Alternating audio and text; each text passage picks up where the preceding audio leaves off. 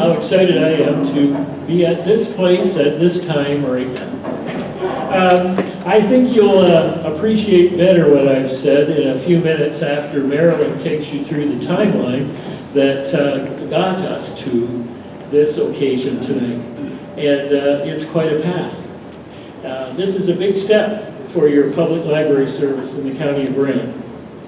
My name is Fred Gladding. I am the chair of the County of Brant Public Library Board. And we're a group of community volunteers appointed by council. With the support of the mayor and a couple of the councilors, we provide governance for the library service in our community. And our job is very simple as a library board. Our job is to do our best to make sure the citizens of the County of Brant have the very best library service possible. And we've been working very hard at that for a long time.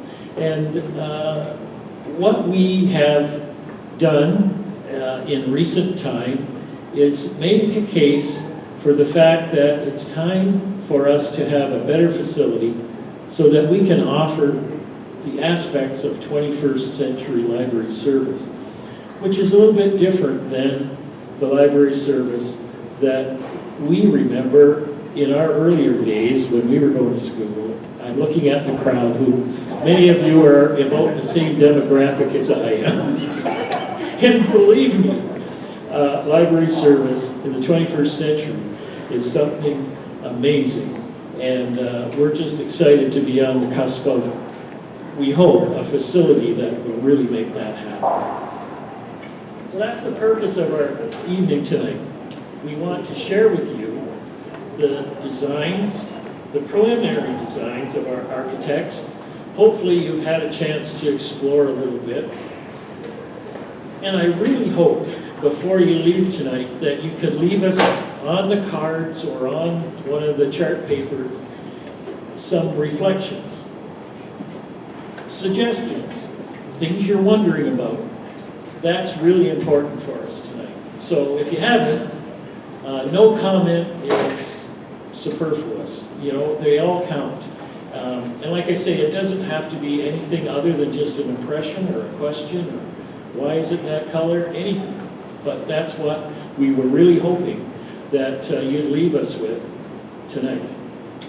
All right. Turn the page here. I've got some names to show you.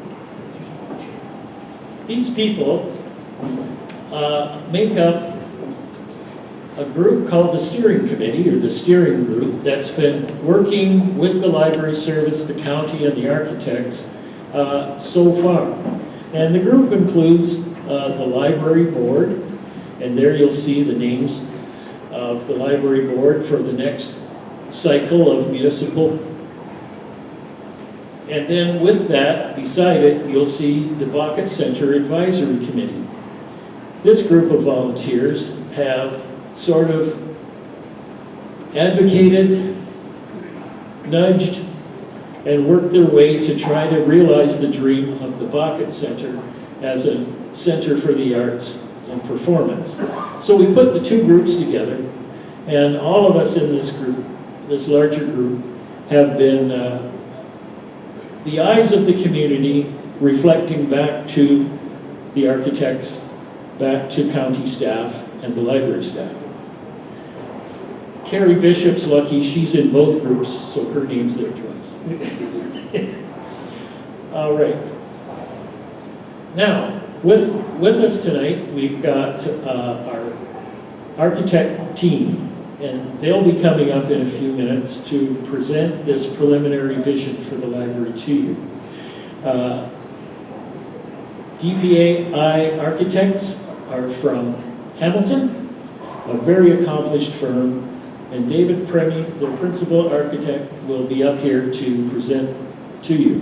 But before we do that, I'm going to call on Marilyn Sewell, the vice chair of the County of Brant Public Library Board. And Marilyn's just going to take us back on the timeline a few years. And like you'll appreciate again when I said, it's so nice to be here today. It's taken a while. Marilyn?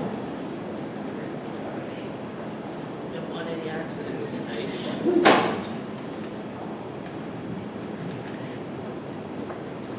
hope everyone can hear me. It's great to have standing room only at a wonderful event like this. So we're just really pleased. So make sure we get the slides going in the right direction. I've been on the library board, I guess this is my third appointment. So 8 years in the past and 4 more ahead. So it goes quickly. So I want to give you a little bit of background that these things seem to happen overnight in some people's minds, but you know, there's been a lot of work behind the scenes to get us to today, and many of you have probably been involved in some of these steps along the way. So some of this will be a refresher for you, and for many of you it may be brand new information. Back in 2014, there was a decision made by the board at the time that there needed to be a feasibility study about the existing Paris branch library, the Carnegie building that many of you know very well. One thing I will say about the board is that it tries to get professional help to do those kinds of things that we need professional opinions on. We are a group of citizens that know a lot, but we don't know a lot of the things that need professional advice on. So there was a consultant hired to do a feasibility study about the branch that we have there currently. We came to understand that the Paris branch had a 22% increase in circulation. Overall, the system growth had a 71% increase in circulation since 2006. So it was confirmed that a new branch was needed, or a new building was needed, probably 25,000 square feet, and that there was a recommendation to create a main branch for the entire system. You'll remember that every municipality before county amalgamation had its own library, and then whenever amalgamation happened, the branches became the county public library with the 5 branches. So there had never been never had a need for a main branch, but there was becoming increasingly a need for the service and delivery that a main branch does. So that was part of the suggestions of that recommendation. In 2017, we selected a site selection committee, and we did a lot of community consultation at that time. We were talking about looking at buildings or areas that the county already owned is where we narrowed down our search, and we had consultants have a look at all the possibilities and what could you do in some of these places. And some of them, of course, were not at all suitable, but we had to have a look at them to prove to ourselves that they weren't. At that point in time, the decision, with the best knowledge that we had, was that we thought the best location would be at the SILAPS Community Center. And some of you may be involved in remembering some of those discussions. Because the big thing that came out of the public consultation was a real strong desire to have the main branch situated in the downtown core. Now, downtown core can be, you know, that's more than the main street, but that was the overwhelming consensus of the people involved at that time, that that's where the branch should be, because for lots of reasons, downtowns are important, and if we take our infrastructure out of downtown, then very soon we don't have much that's important and valuable in our downtown.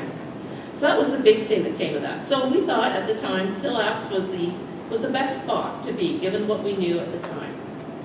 We also said going into this conversation that we wanted to be nimble. We wanted to be flexible. We didn't want to be tied to just because we made a decision once. If new information came along, we wanted to be able to say, okay, we didn't know that, so let's use that information and figure out what we can do next. And so that was the case as we explored the idea of being at the SILAPS Center. The master plan was in the downtown master plan was in its creation time, the discussion around that and what was going to happen to some of those streets in the downtown of Paris. And it became available to us the idea that we could have it at the former location of the OPP Center, where the post office was one time, which is now a parking lot. And that was met with a lot of interest too, and the idea about being a community hub, and we could do lots of things there, and would be a great synergy for that. As we were exploring that and more information became to light, we were approached by the county and said, you know, we have an asset in the Bucket Center that needs work done. We need to build a new library. What about putting those two together and seeing what we can come up with? And originally the Bucket Center area was one of our original sites way back when in some of our thinking, but at those times we thought we had some better options. So, you start to think about it and you go, oh, here we are being nimble again. I hope people realize we're being nimble and not indecisive, because why would you stick to your guns if you've got better information coming along to serve you better? So we were approached and the board looked at it and said, this could be absolutely fantastic. This could be just the most amazing thing we could do as a volunteer in our lifetime. So why not explore it? And so that brings us to where we are today. We've, in 2022, the county created the steering group, and we've been working with the architects, and the council approved the plan and approved to hire DPAI as our architects going forward. Make sure I haven't forgot anything here.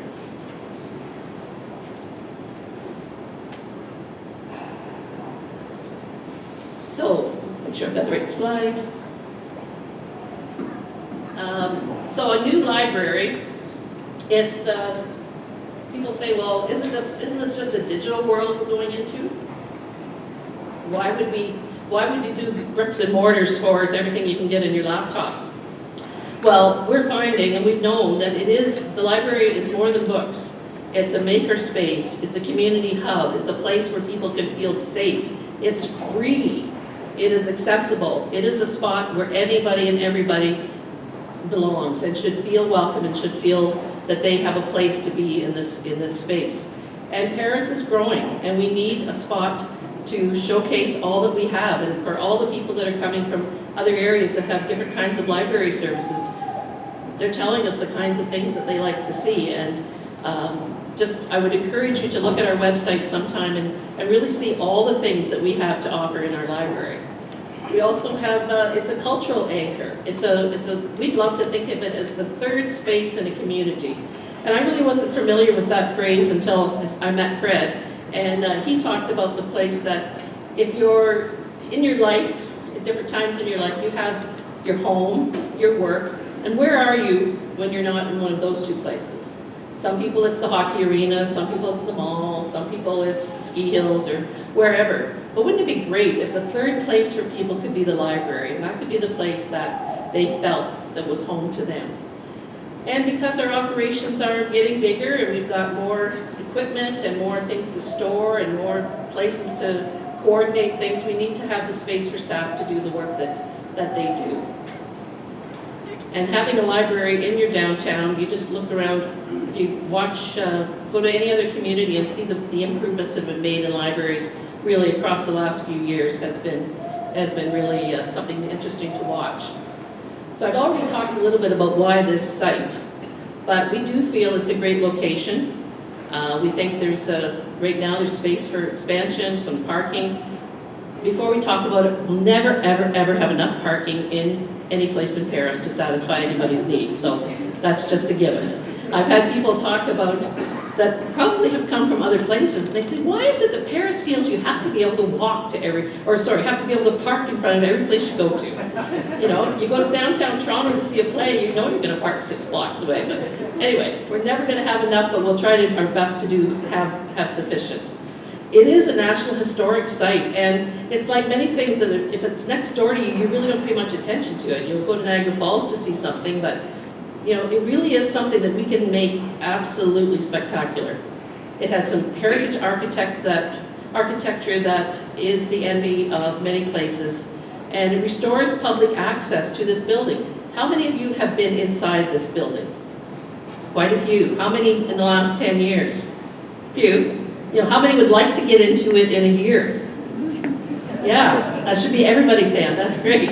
But it's a beautiful asset, and we need to take this opportunity to restore it. I think I am done. So, Fred, you're going to introduce our next presenter?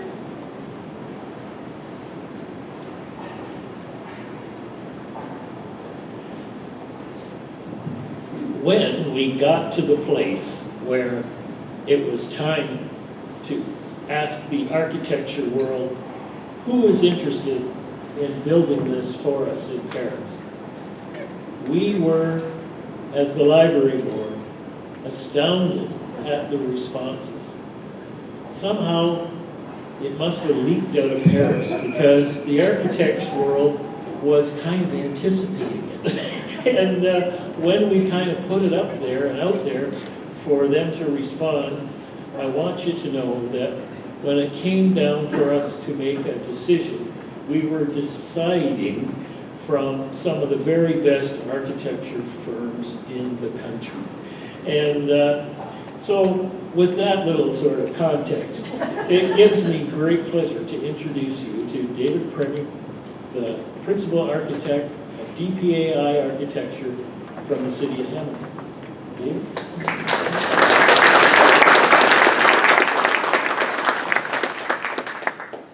Thank you, Fred. Oh, shucks. I'm really pleased to be speaking with you tonight. I'm just going to get my presentation up. It's on a different drive here. If you just bear with me.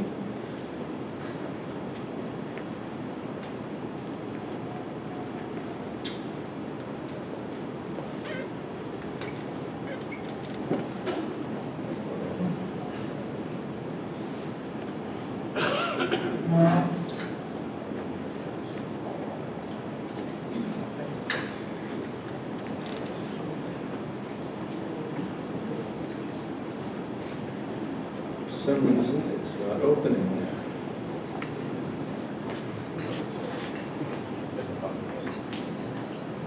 Oh, here we go. Great.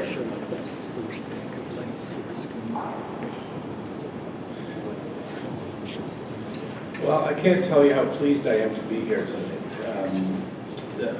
As architects, we all have our favorite building types, and my favorite building type is libraries. We really, really like designing libraries. We've designed a number of them. I think it's one of the most important buildings that a community can build. And the fact that there's such a great turnout here is really encouraging. It makes our job all the more meaningful to know that the community is really paying attention to what's going on. And we really genuinely do want your feedback tonight. So as Marilyn and Fred both mentioned, we have several stations around with the boards. A lot of the material that I'm going to present to you here tonight is on these boards, and we invite you to engage in conversation and to write down your ideas and thoughts and impressions and fears and aspirations, anything that you can think of, and put them in the boxes so that we can collect them up and see if we can find any common themes that the community is thinking about now that we're getting into more detail in the project. So it's always tempting to take credit for a building. You see one person standing up here, but I'm representing a much, much larger team. We put together a very specific team of experts here. And first of all, I'd like to introduce Jerry Schultz, who is our Schultz and Zabak architects from Kingston, who have a long, long history of library design, are partnered with us on this project. So there are actually two architects. Our name usually gets put out there because we're called the prime consultant. But Jerry is here. Jerry, if you just make yourself known. And I'd also like to introduce Petra Matar, who's at the back of the room. Petra, if you can wave. We're going to be here for the evening, so all three of us are here representing the architectural team. So any questions that come up, please just approach any one of the three of us and we'd be happy to talk to you. We also have Phil Goldsmith, who's not here tonight, but Phil is one of the most prominent heritage architects in Ontario and maybe even in Canada. Phil has been taking a really close look at the existing heritage building for us. Rebecca Raven is a retired chief librarian. We brought her on board because she can talk library language with the librarians. We're getting pretty good at it ourselves, but it's really great to have that real sort of hands-on experience on our team. We've also got Atu Zagli, who's a specialist in theater design, to make sure that we create a really diverse and flexible space up in the Opera Hall. Linda Makins is our Indigenous consultant who's helping us with our engagement with the Indigenous community. And Patty Clydesdale is a partner at DPAI who's going to be taking charge of the interiors of the project. We also have a much larger team even than that with mechanical and electrical and structural engineers and civil engineers. We have acoustic consultants, we have a cost consultant, and we have a landscape architect, and that rounds out the whole team. So we put this entire team together in order to pitch for the project, and we're thrilled to have won it. First of all, I'm just going to talk a little bit about the existing building. This is an overhead drone shot that you can see. Phil brought his drone down and went and examined the building in great detail and took pictures of all the various pieces of the building and to do a condition assessment. At the same time, Jerry and his team came down and did what's called a LiDAR scan of the building. So we made a point cloud file of the building, which we've now translated it into a three-dimensional model, a very, very accurate three-dimensional digital model of the building, and we'll be using that to design everything going forward. Now, you can see here, I hope you can see I'm pointing with the cursor here. This gray piece here is the original building, which was built in 1854. So that piece of the building, then this blue bit was built on later. It's a single-story addition that was built to increase the ground floor space in the existing building. And then sometime later, these wooden sheds were built on the side. One of them houses bathrooms inside the ground floor of the building. The other one is just sort of covering up what used to be an entrance to a marketplace.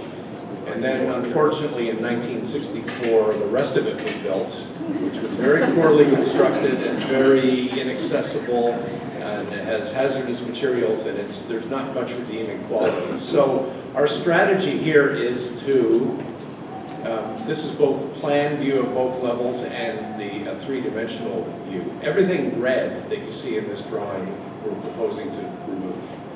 So the demolition of all the 1964 additions and the wooden sheds that are built onto the north side of the building, or sorry, the south side of the building. That will leave the existing heritage building on its own, closer to what it was when it was originally conceived. Now here's some drone shots just to illustrate that there's parts of this building that are in very, very poor condition. So it's, we got here just in time, I think, and we now have a construction manager on board, and we're going to see if we can accelerate pieces of the heritage restoration. First of all, we have to secure the building and make sure parts of it don't fall down. We have to make sure that it's safe. And then we have to start a repair of the building. So there are lots of repairs, lots of repointing. We have to dig and investigate the foundations to make sure they're still solid. And that would be the repair. And beyond repair, there's also a restoration component. And restoration is an interesting concept because what are you restoring to? You know, these are three different photographs. The first photograph here is of the original building, and you can see there was no walkway, no widow's walk around the tower, and there's other things that change in the detailing of the building. And then this is a more contemporary photograph here. You can see these windows at the side of the tracery window in the middle were not there originally. So windows have been added. There have been lots of changes made to the building as it was used as an industrial building for quite a long time and as a warehouse. The people that were using the building for those purposes changed it to make it more suitable for their use. So we see this all as part of the heritage, sort of the cultural heritage of the building. So decisions will be made in consultation with the Heritage Committee as to, you know, what parts of it are restored, how far back do we go in the restoration, and all of those questions are going to be dealt with as we move forward now into more detailed design. So let's take a look at the site. The site is, I'm sure all of you know, is bounded by Dumfries and Burwell and Church Street to the north. This shows the Kentucky Fried Chicken, which is toast. It's gone now, thankfully, which gives us lots of great opportunities on the site to to help to restore the heritage, and I'll explain what I mean in a minute. So you can see from this diagram, generally we're looking at putting an addition over in this area, and you can see this is the existing building here with the heavier lines. And then in front of the building, where the Kentucky Fried Chicken was, we're proposing to put a landscape plaza. So there's a public space, a landscape space, which is, you know, a great public amenity for the neighborhood and for the whole county. It's also helping to, you know, sort of provide a forecourt for the heritage, to help the heritage shine again. We've deliberately kept the face of the addition back behind the transept of the existing building, just so that we're not overwhelming the building and the building can still be perceived from a heritage standpoint as an object. But we're adding to it, and we want to make sure through details that the whole complex is perceived and experienced as a whole, but we do want to make sure that the heritage shines through. So this is on the site here, coming in from Burwell. We've managed to fit 24 parking spaces down in this part of the site. And then on street parking on Church Street and Burwell Street, we've put another 13. So that's a total of, that is not a total, that's 37. Yes, that's a total of 37. That's what we can reasonably fit on this site, you know, without putting parking in the front of the building. And I don't think anyone would want to do that. That's, you know, you don't want to put a parking lot in front of such an important heritage building. And we realize that parking is a big challenge here. So, you know, we may be able to get a few more parallel spots on Church Street, but we are contemplating and investigating the possibility of having an underground parking lot below the addition of the building. And this would be the location of the access ramp from Burwell, and you'd go downstairs, and that would add another 29 spaces for a total of 58 parking spaces altogether.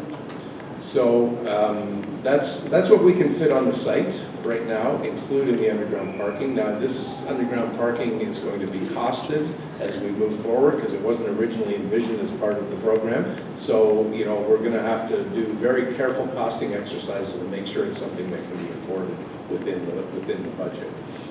So, you know, there's more to come on that. We're going to be exploring that. But the 58 parking spots is consistent with what the planning department says is required for this kind of a building.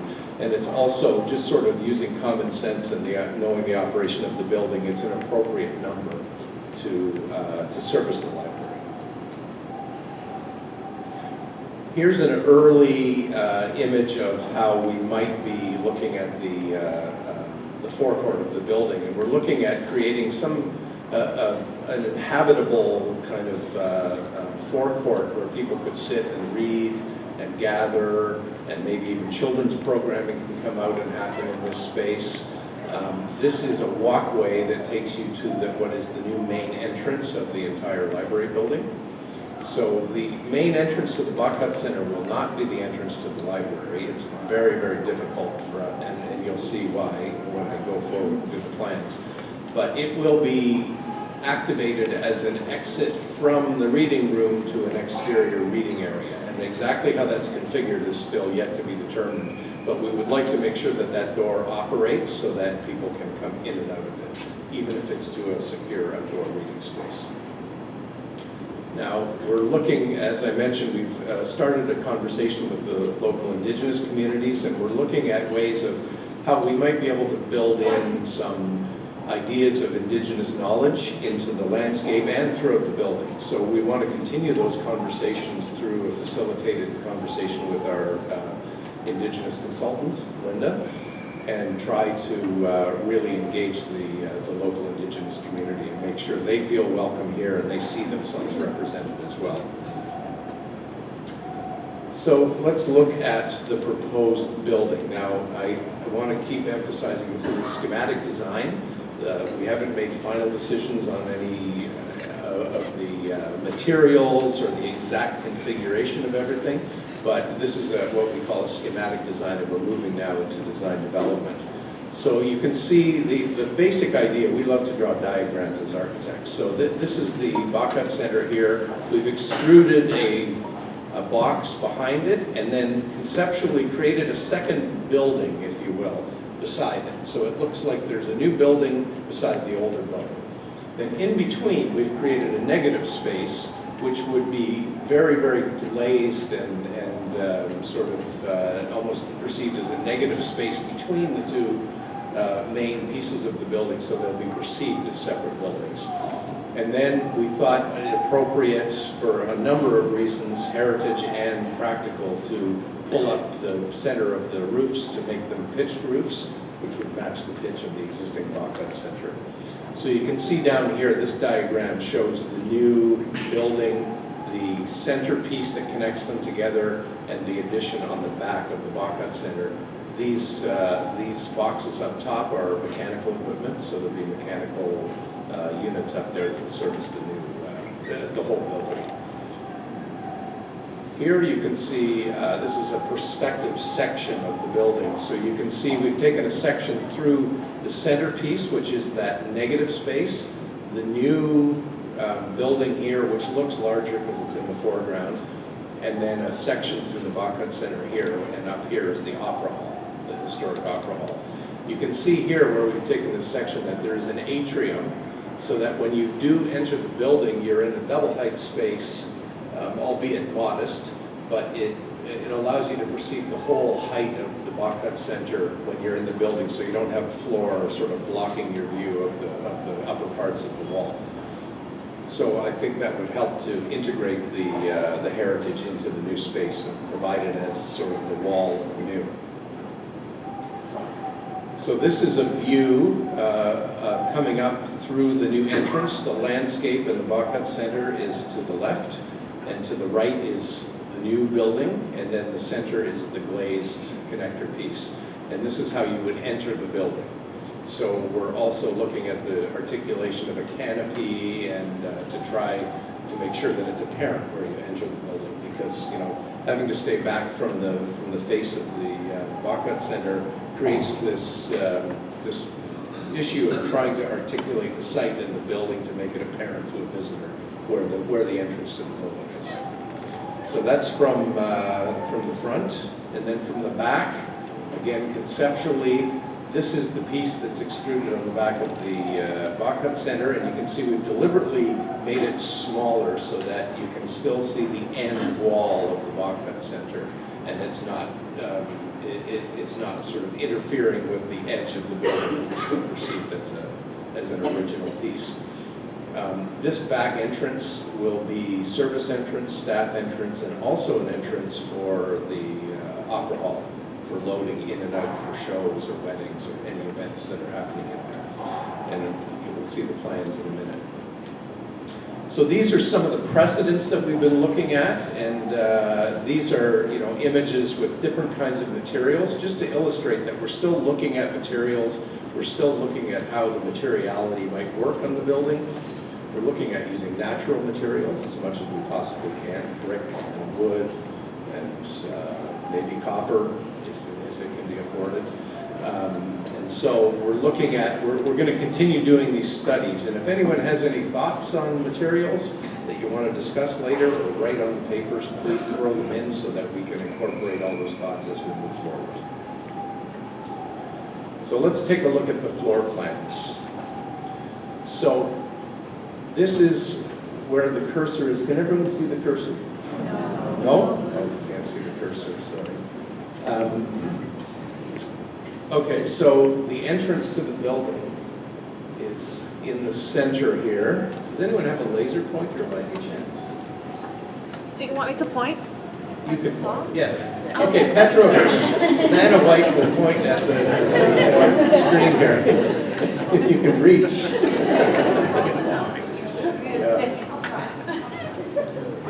Okay, so in the center here is where Petra's pointing, is the main entrance, and there's a vestibule there. So you continue straight through. There's a spiral stair that will take you upstairs. There's the main service desk off to your left as you come in. And occupying the whole back of the floor plate here is the children's area. So it's, oh, there you go. So all through the back there is the children's area. So that's articulated so that it won't have walls around it, but it'll have partial height partitions, and there'll be, or stacks with books in them, and there'll be one area where you come in and out, so it's easy to supervise who's coming in and out of the children's area. These will be, story areas. Again, all of the interior configuration will change as we move forward and as we drill into more detail. But at the back here, we have a program room, which would have glass outside into a nice garden and glass inside. So it'll bring lots of natural light through into the children's area and provide that enclosed program room for louder activities. The green here is the staff area. So this is the workroom behind the desk where the staff will do most of their work. And back in the corner is the staff room for their breaks and for their time when they're not on duty. The gray is service areas. You can see there's this is the back entrance that I mentioned earlier, where you come in here. This is a service elevator, like a freight elevator, which will take you to the basement, where there's going to be lots of storage, and it'll also take you upstairs, and you'll see in a minute you'll have a direct path into the opera hall from there. So when the library is closed, this entrance can be activated for people to come in and set up for after-hours events. The ground floor of the Bachut Center will be occupied by some of the library collections, large print collections, and some other collections. And this will be lounge space and reading room up here, and this is the main door, which will open into some kind of an exterior reading garden. The original entrance to the Opera Hall will be reactivated. The second stair that's currently missing will be restored, and this will become the main entrance for most people when they're coming to an event in the Opera Hall, the way that it was in 1854.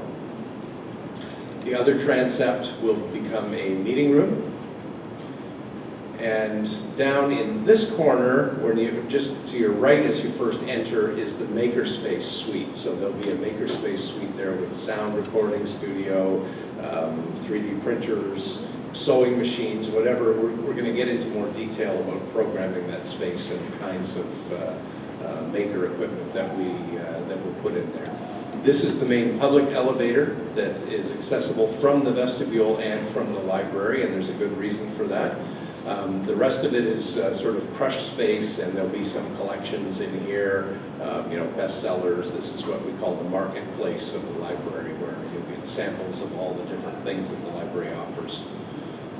That's the ground floor. So when we go upstairs, you can see this is the atrium, the floor opening that allows you to see the corner of the building.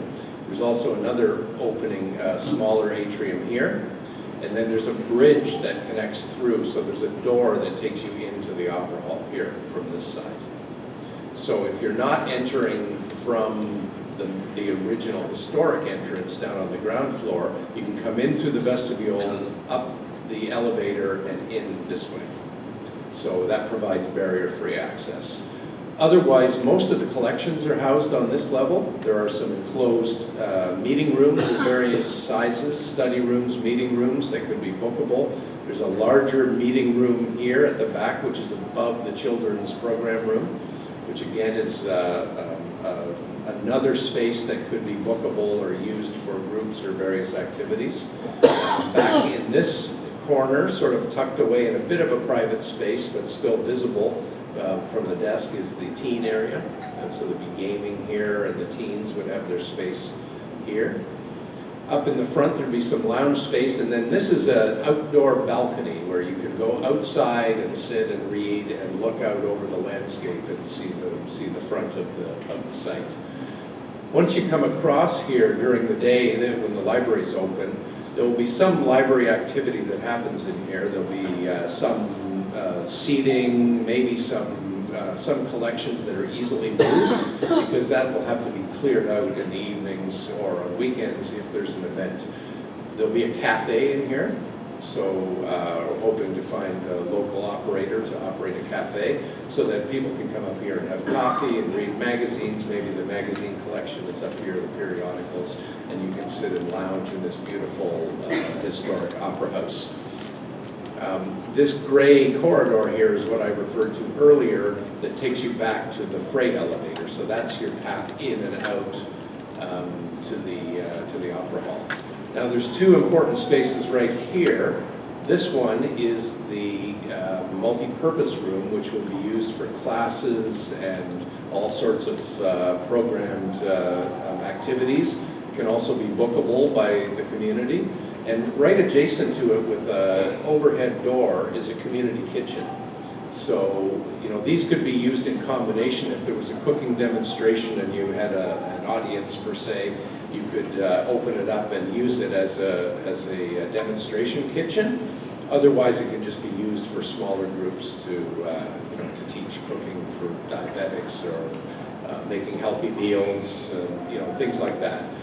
So, and these, after hours, can be used in combination as a support space for the Opera Hall. So, this is the heritage piece, that's the Opera Hall that's outlined there.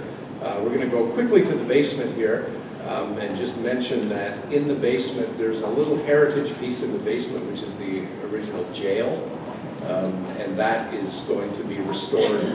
There is an aspiration to restore at least one of the jail cells and create hopefully public access to this. Again, all of these things are going to be built into the budget and costed, and we're going to have a list of what can be afforded and how far we can go. Hopefully everything is affordable. But, and you can see that this is accessible through that elevator as well from the library.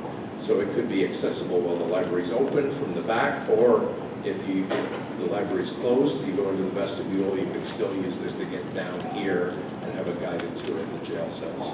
The rest of it is mechanical space and storage down here. So this shows you the after hours condition. This building has sort of two sets. During the day, when the library's open, is what we just saw, but during the evening, there would be a barrier of some sort here, and that could be as little as a velvet rope or a pull-across screen or something just to deter people from going in.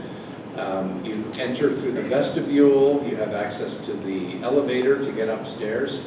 This part of the Lockhart Center will be available as a lobby space or a crush space for events. And all of the washrooms here, there's washrooms that will be available for library use during the day and also for event use during the evenings.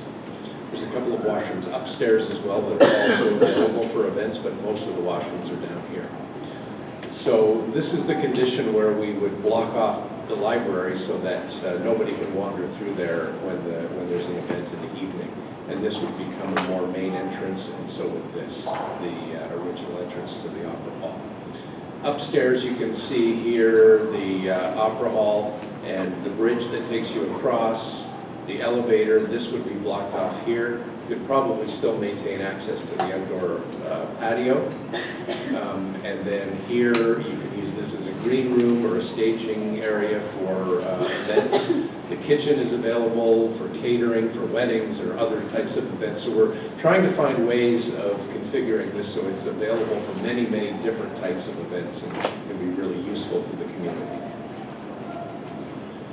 So these are a couple of really early kind of vignettes that they're just schematic ideas. This is an image of what it might feel like in the children's area. Again, there's no color or furniture in here. This is just to show you the space. And this is that program room which faces east and has glazing in it. So that would be the program room. This would be some of the children's collection. You can see the stacks are low at only 3 high. And the children's area extends way back into the back corners here. This is the place where you're coming in and out, which is supervisable by the desk. This is upstairs, the teen area, that you can see some people gaming here against the east wall. And here you can see the stacks are 4 high. They're still low enough to maintain sight lines throughout the space by an average adult. But they're down at it. We wanted an extra shelf to just fit the collection because there's a large collection that we had to fit in. Here's a couple of images of what the Opera Hall might look like. On the left, you can see musical performance, and on the right, you can see it set up for a wedding. So these are some of the different ideas about how this space might be used. And just to give you a sense of where we're at in the process here, we had a fairly long pre-design phase, and during pre-design we did things like geotechnical studies to see what the soil was like and how much bearing capacity was there, if there were any environmental concerns. We had to do a survey. We did all of our on-site investigation. We flew drones all around the building and took photographs and recorded everything. We've created the 3D model now, and then we moved into schematic design and came up with this, after working very closely with the library staff, a setup where it's very challenging to work with an existing building and also have a building that has to operate in two different ways, at night and during the day. So we think that we've come up with a really solid plan that everyone feels pleased with right now and that works really well. Next, we're going to move into design development, what we call design development. We've just brought a construction manager on board, so we have construction expertise, constructability expertise, and more importantly, accurate pricing and scheduling expertise on our team. So we have a construction manager who's going to work with us through design development and construction drawings before, that will also offer the opportunity to get the heritage restoration going earlier as well, to make sure that no more damage happens to the building. So we're really going to kick into gear now. We're going to really start looking at detail. We're really looking at materials, and that's why we're having this presentation today. And we really genuinely want to hear from you. So that's why we've got these stations set up. So please stick around, talk to the librarians, talk to us, and please let us know what you think. Fred, I don't know if we wanted to take questions now, or do we want to see if there's any questions? Stay right there. Yeah, we could do some questions. Because I tend to forget. So great you're here tonight, but the room's only so big. And I'm really hoping from our event tonight, that you've got some excitement about this project a little bit like we do. I want you to know that David's presentation has been recorded, and on the library website, there will be a portal where you can see this presentation along with the pictures, and it'll be an opportunity for the folks you see in the next few days. You say, oh, I went to the library, I think it was really good, and someone says, ooh, sorry, I had to miss it. They don't have to miss it. We just redirect them to our library website. They can see the whole presentation, and they'll have their opportunity to give their reflections and input too. So I just wanted to get that in before I forgot. Anything else about that, Colin? It's going to be up for about a month, did you say? Oh, here she comes. Got it.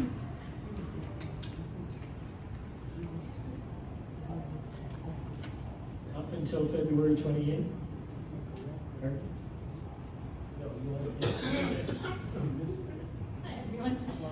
So as Fred said, the presentation from tonight and all of the images from tonight will be posted on our website, which also features a platform to encourage your feedback. So please tell us what you think, ask your questions. The whole month it's open, and you can find it at our website, brantlibrary.ca/new main branch.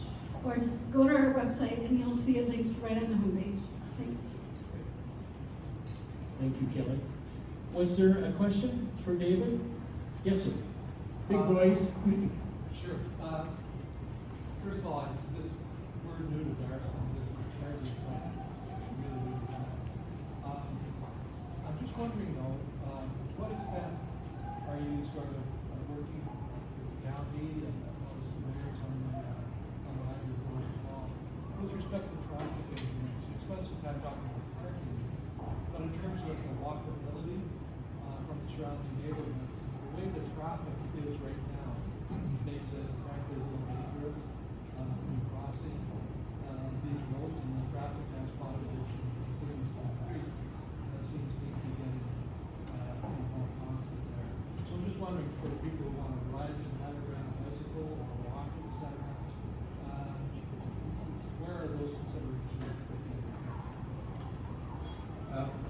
There has been conversation certainly about traffic. And we're going through a site plan approval process now with the county, so the county's very much involved and is making recommendations as to the studies that we need to do.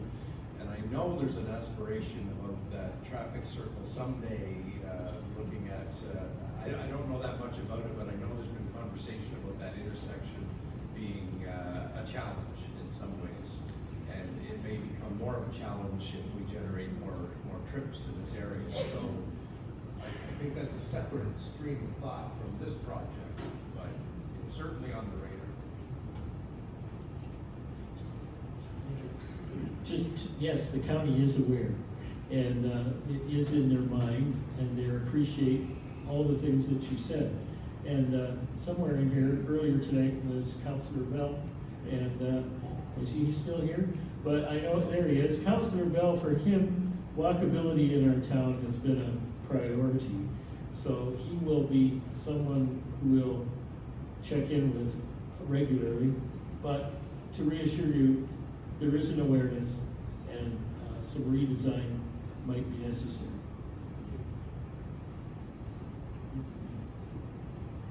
So this neighborhood has been identified in the Transportation Master Plan for further study, evaluation, and hopefully development. We're doing what we can to make the building and the property as transportation friendly, all modes of transportation, and we anticipate that the county will be making similar improvements to the neighborhood.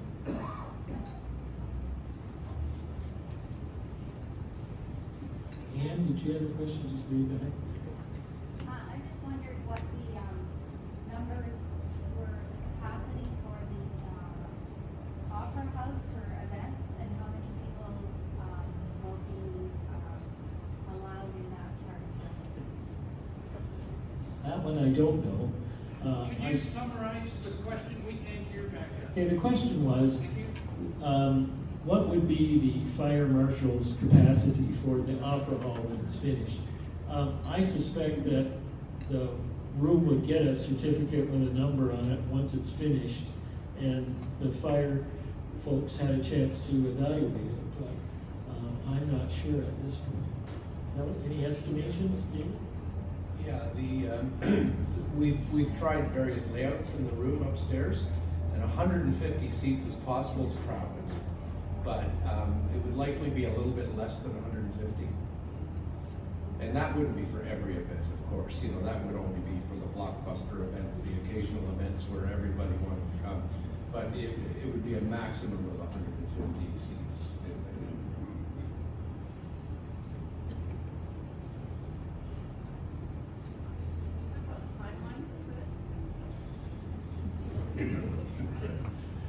The question was, do you have a timeline? And we have the one that we're hoping for, and which would be perhaps cutting a ribbon late 2025, 2026, but early 26. But you know, that might be the optimistic one. There's so many things when you're dealing with a heritage building like this, and if you watch the programs on HGTV, you know, they always run into a problem, you know. And I expect that we might a little bit with the problem. So we're very hopeful. As Marilyn showed earlier tonight, we've been waiting a long time. We're working on this a long time, and we're certainly going to be expeditious, but we have to be real that we're working with a delicate building. And finances is part of it too, you know. Once it's costed and we realize the costs, that could have an effect on the building timeline as well. So fingers crossed, maybe a year and a half, 18 to 24 months. That would be good. Good question. One question on your budget, when you did your ground assessment, did you find any cameras in that area? Because I understand it was a gas station, one point in front of it.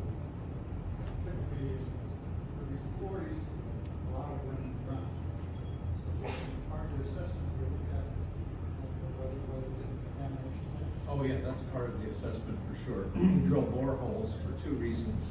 One is an environmental assessment to see if there's anything in the soil that we don't like. And if there is, that just means there may be some additional cost for removing that soil and disposing of it properly. We don't have that information back yet. We're expecting it any day. But the other reason is that we do that is for geotechnical, for bearing capacity to help to design our foundations appropriately.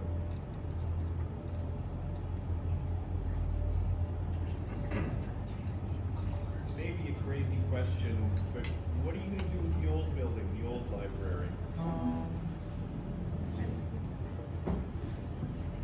Our 1903 Carnegie building has been a library for a long time, but it is an asset and owned by the county of Brant. And I know for sure that the councilors, the mayor, and the staff of the county appreciate that it is a very important and historic building that everyone has an emotional attachment to if they've lived in Paris for any length of time. It'll be the county's job to pick the next mission for that building, but I want to reassure you that from everything I've encountered and conversations I've had, everybody appreciates that it's still a gem.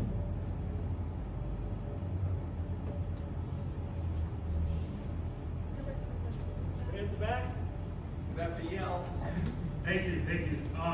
So I wanted to ask about the county's net zero carbon by 2050 goal, and I wanted to understand if there's anything that's been taken into consideration in designing the building. Yeah, the question was about sustainability and zero carbon goal in the county and whether any consideration has been given to that. Yes, I'm happy to say that we, in every one of our projects, we try to push a sustainability agenda to as far as we possibly can. So we've discussed the possibility of potentially having geothermal energy in the building. We'll certainly design a really good envelope that's airtight and make sure that it's super energy efficient. We're talking about delivering air and services through a floor plenum. So there'll be a false floor, and that allows you to deliver less air because the air is delivered right where the people are rather than having to push it all the way down from the ceiling. So there's all kinds of energy efficiency and other sustainability ideas that we're building in as we design and as we detail. Again, you know, once we get all the costing, we'll do as much as we possibly can, but we take that very seriously. You know, buildings are responsible for 40% of all carbon emissions. So it's our responsibility as designers to make sure we do everything we can to try and mitigate that. At one point, quite a few years ago, there were chimney swifts in the tower, and all work had to be stopped, and nothing could be done because of the chimney swifts in Yes. the tower. Are they still there? Yes, the question is about the birds, the chimney swifts in the chimney.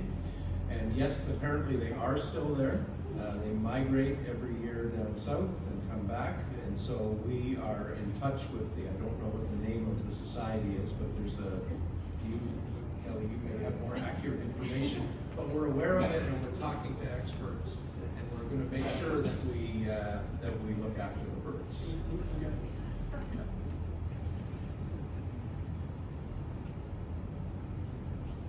Any other questions or, yeah? First of all, this is so thrilling. Like, this is such a beautiful plan. So congratulations on doing this. And I can imagine the work that you've done as volunteers over the years. You've put so much passion and time into this. We lived in Sydney, Nova Scotia, not long before we moved to Paris, and saw them turn a convent, and an attached school into a spectacular art center and community hub. And I was a part of the early project, and nobody thought it could happen. And there were lots of bumps along the way, but it is a spectacular community space. I was just going to ask you,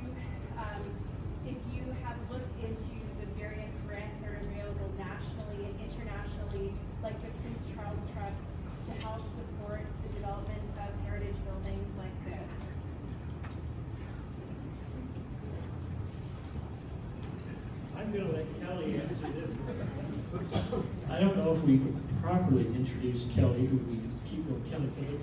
This is Kelly Bernstein, our CEO of the County Grant Public Library. I'm the governance guy.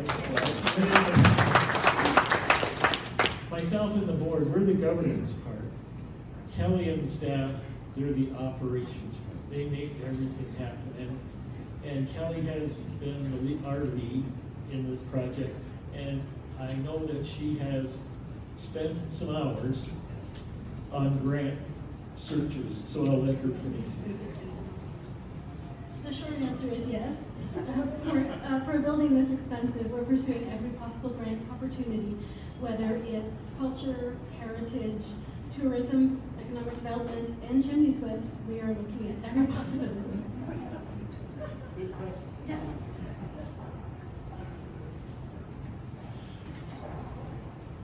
As a member of the library board, back in 2016, and maybe a little bit before that, when the topic of this project came up, I had a hope that we would be able to get to a place where we were building a library that was something aspirational, something that, you know, as a generation we could put together.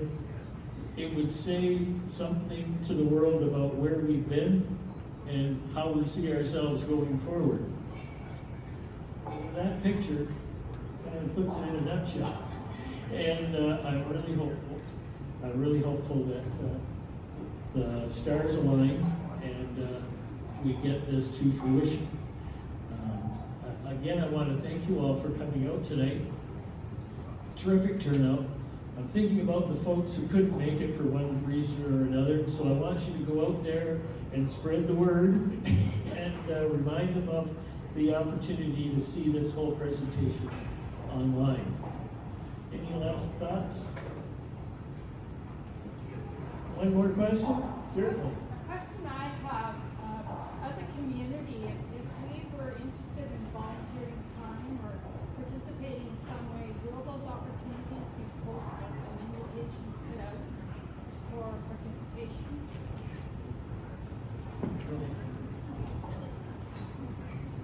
So the question was about volunteering and opportunities to volunteer. The library does generally welcome volunteers. The best place to start is on our website.